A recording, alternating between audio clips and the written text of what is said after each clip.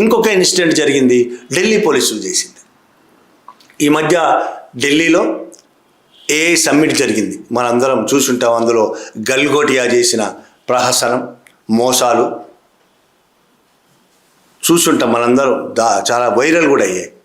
ఆ ఏఐ సమ్మిట్లో మోడీ చేస్తున్న అనేక ప్రజా వ్యతిరేక కార్యక్రమాలను నిరసిస్తూ కాంగ్రెస్ కార్యకర్తలు, యూత్ కాంగ్రెస్ కార్యకర్తలు నిరసన తెలిపారు.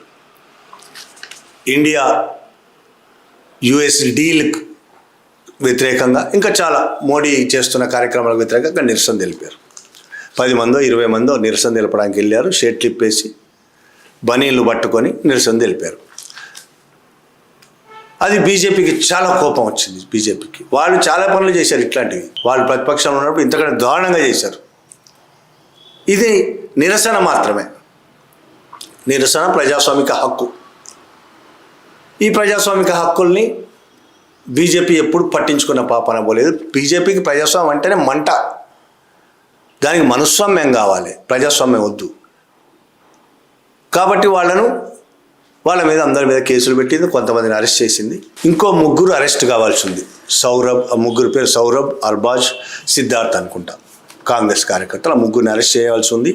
ఆ 3 హిమాచల్ ప్రదేశ్లో ఉన్నారనేది పోలీసులకు వచ్చిన ఇన్ఫర్మేషన్.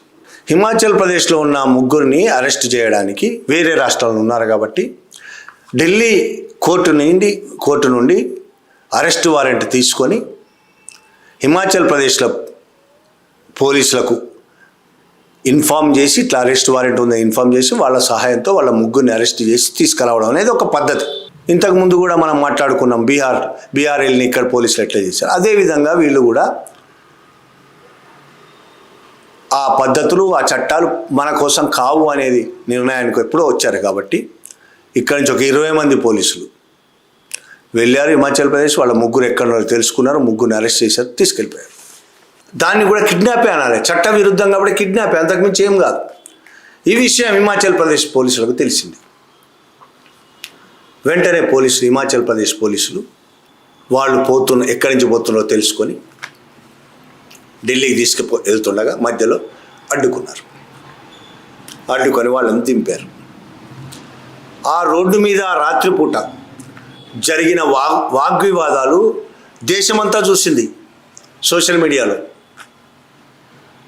మీరు ఈ విధంగా చట్టవిరుద్ధంగా కిడ్నాప్ చేసి తీసుకెళ్ళడం ఎలా సరైనది అని హిమాచల్ ప్రదేశ్లో అడుగుతున్న ప్రశ్నలకి జవాబులు ఇవ్వలేకపోయారు ఢిల్లీ పోలీసులు.